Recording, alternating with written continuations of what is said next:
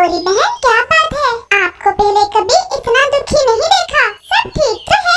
चिड़िया बहन क्या बताऊं, मेरा बेटा जग्गू जवान हो गया है, उसकी शादी करना है मुझे। कोई अच्छी सी और सुंदर सी कव्वी ढूंढ रही हूँ, मिल नहीं रही, बस इसीलिए परेशान थी। गौरी बहन, मेरी बहन वाले जंगल में एक कव्वी रहती है, चुन्नी है नाम उसका। वो बहुत अच्छी कव्वी है, अकेले ही रहती है। अकेले? क्या माता पिता नहीं है उसके? नहीं, उसके माता पिता तो बहुत देर पहले मर गए थे। अगर आपको हो तो मैं चलती हूँ आपके साथ, हम उस कव्वी से बात कर लेते हैं। तो फिर बात क्या करनी, हम अपने जग्गू बेटे को साथ ही ले जाएंगे, और अगर मुझे वो कव्वी पसंद आ गई तो ब्याह कर साथ ही ले आएंगे।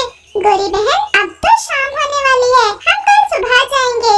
तो फिर कल कितने बजे मैं जग्गू को साथ लेकर आ जाऊँ तुम्हारी तरफ?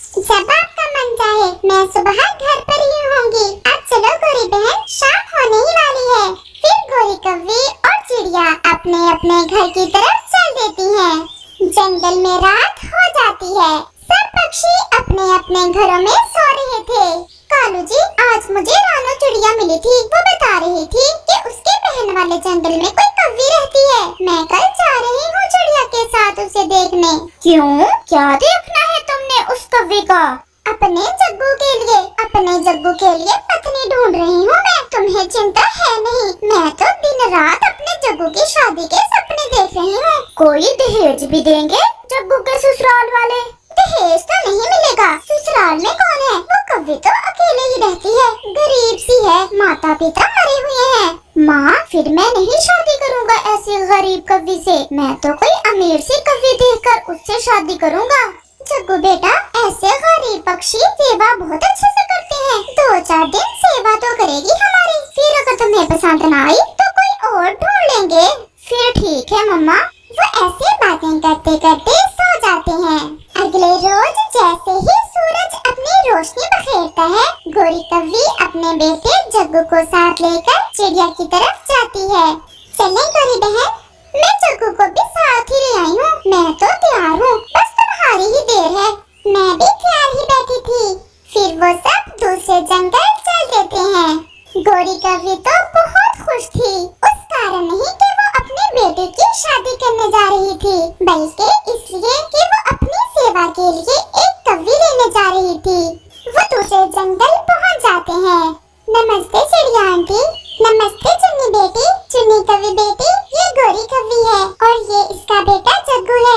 गौरी बहन अपने बेटे की शादी करना चाहती थी, मुझसे बात की तो मेरे विचार में आप आ गई। क्या आप शादी करोगी इस कव्वी से?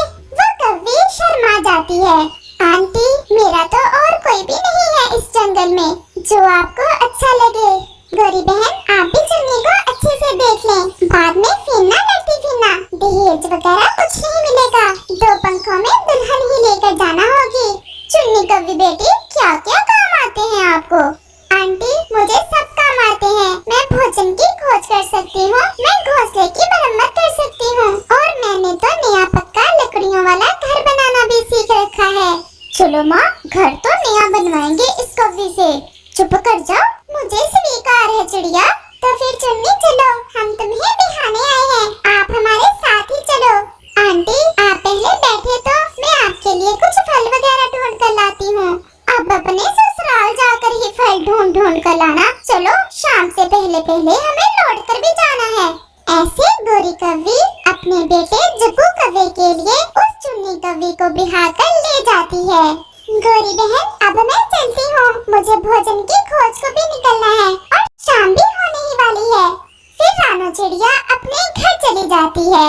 तो पास पास के सभी जंगलों में ये कव्वी मिली तुम्हें अपने बेटे की शादी करने के लिए? इसे नया घर भी बनाना आता है और भोजन की खोज भी। तो फिर जाओ बहू, आज देखते हैं क्या लाती है हमारी बहू अपने ससुर जी के लिए खाने को, और सास जी के लिए भी। तो क्या पति जी भूखे रहेंगे? परंतु जग्गू कव्वी जी, मुझे तो इस जंगल की अच्छे से जानकारी नहीं है, 1-2 दिन में मैं सब सीख जाऊंगी, फिर ही मैं जाऊंगी भोजन की खोज में।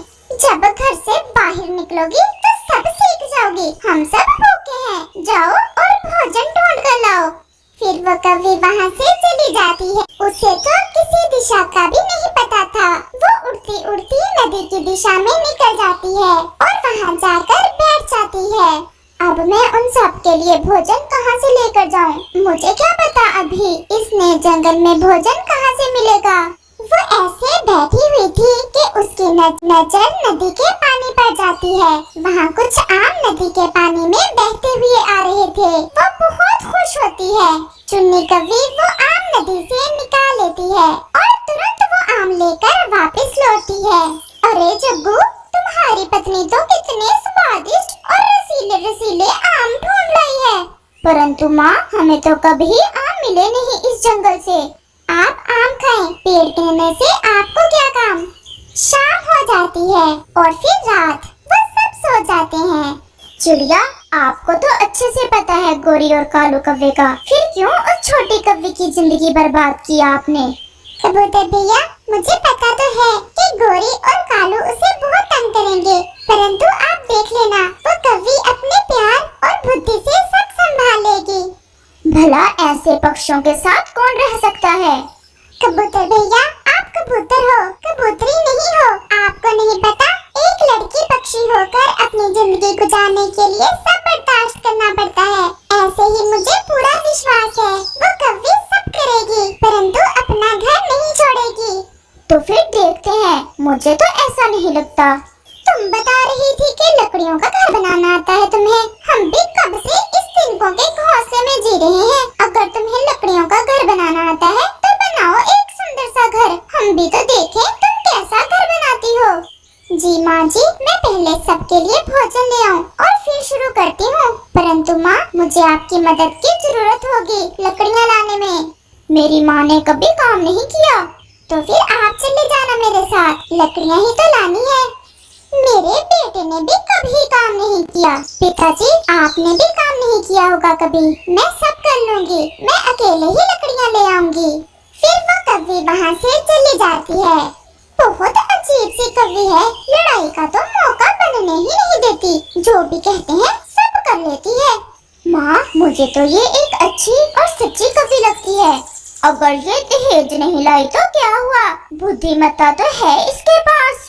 फिर वो कौवी पहले भोजन लेकर आती है।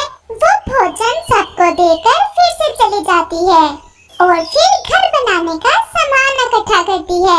वो सूखा घास लाती है, कुछ लकड़ियाँ लाती है और फिर कुछ तिनके। ऐसे ही शाम भी हो जाती है और वो कौवी एक सुंदर सा घर बना लेती है। रानो चिड़िया भी उड़ती उड़ती वहाँ आ जाती है।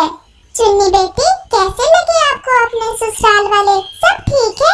आंटी, सब ठीक है। माँ जी मेरा बहुत ध्यान रखती हैं, मुझे अच्छे अच्छे भोजन देती हैं और पति जी तो मुझे बहुत खुश रखते हैं।